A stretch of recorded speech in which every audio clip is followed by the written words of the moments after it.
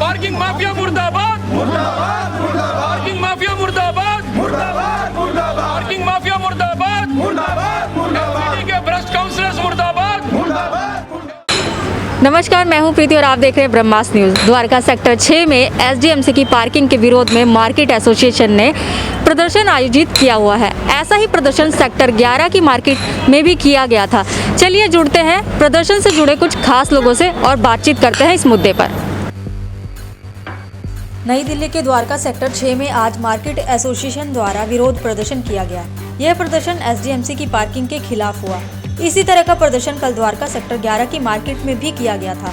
लोग पार्किंग के लिए जा रहे पैसों को लेकर प्रदर्शन कर रहे हैं। उनका कहना है कि 50 रुपए की चीज़ खरीदने के लिए आने पर 20 रुपए की पार्किंग देनी होती है, जिसको लेकर आम आदमी पार्टी के विधायक गुलाब सिंह ने कहा, मैं इस मुद्दे पर सोमवार को सिविक सेंटर पर आवाज़ उठाऊंगा। 11 बजे सोमवार को आप सब लोग वहाँ पहुँच गए तो मेयर के कान के पर्दे भी खुल जाएंगे, कमिश्नर भी वहाँ होगा और आम आदमी पार्टी के नेता विपक्ष और सभी काउंसलर को हमने कॉल किया, सब लोग वहाँ पे आ रहे हैं। आप सबको वहाँ पे पहुँचना है और अगर ये तब भी नहीं माने तो फिर जैसे ही सदन की कार्रवाई शुरू होगी सिविक सेंटर में, तो मैं खुद भी दिल्ली सरकार की तरफ से साउथ एमसीडी सदन के अंदर मेंबर हूं, मैं खुद भी जाऊंगा और हमारे नेता विपक्ष और सभी काउंसलर आपकी इस पार्किंग शुल्क को लेकर विरोध करेंगे और सदन को चलने नहीं देंगे। इसके बाद हमने इनसे कुछ सवाल जवाब किए।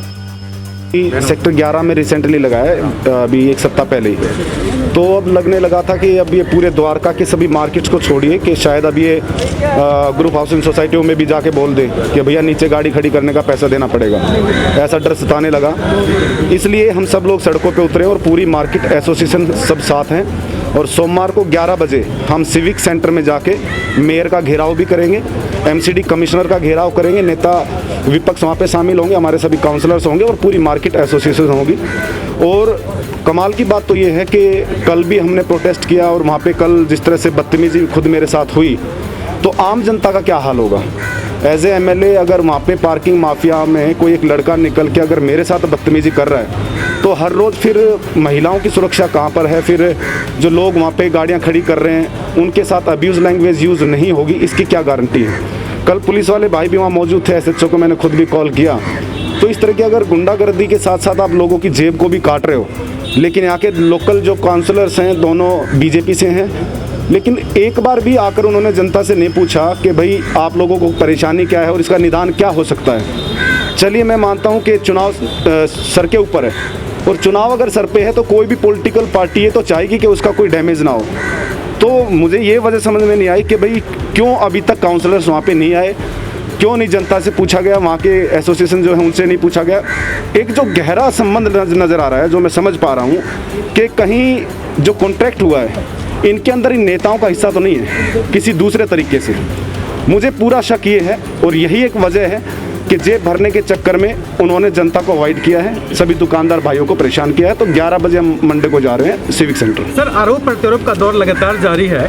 भारतीय जनता पार्टी का भी आरोप है कि आम आदमी पार्टी ने जो शराब के ठेके दिए हैं, तकरीबन हर वार्ड में 4 ठेके दिए हैं और आप देख रहे होंगे कि लगातार प्रदर्शन उसके खिलाफ भारतीय जनता पार्टी कर रही है। आपके दृष्टिकोण में मैं आपको बता रहा हूँ कि दिल्ली पुलिस जो है उनकी नाक के नीचे अवैध शराब का कारोबार चलता था। पूरी दिल्ली में 89 वार्ड्स के अंदर सिर्फ शराब की दुकानें थी। उस अवैध शराब के माफिया को ख़त्म करने के लिए, उस कच्ची शराब से पीकर लोगों की कई बार मौत होती, उनको रोकने के लिए हमने ये पूरी दिल्ली के 272 वार्ड्स के अंदर ये व्यवस्था की है कि कम से कम जो लोग जो इस बात का सेवन करते हैं, ड्रिंक करते हैं, और उनको कम से कम गलत शराब ना परोसी जाए।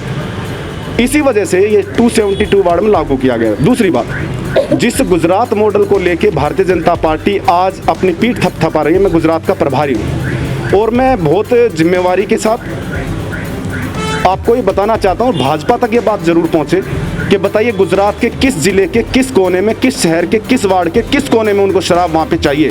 पूरे गुजरात में शराब का अवैध कारोबार है और करीबन 30,000 करोड़ रुपए का रेवेन्यू चोरी होता है और वो सारा पैसा गुजरात में भाजपाइयों की जेब में जाता है। तो ये लोग तो इस बारे में कुछ बोले नहीं। जहाँ तक बात है कि ये जो प्रोटेस्ट है, इस प्रोटेस्ट में वो जो मर्जी करते रहे, हम इस प्रोटेस्ट को, इस लड़ाई को जीत कर रहेंगे। हाँ सर, जैसे कि उम्र घटा के 21 साल कर दी गई आबकारी नीति के तहत, वो उसका मुझे जवाब है। क्या चीज़?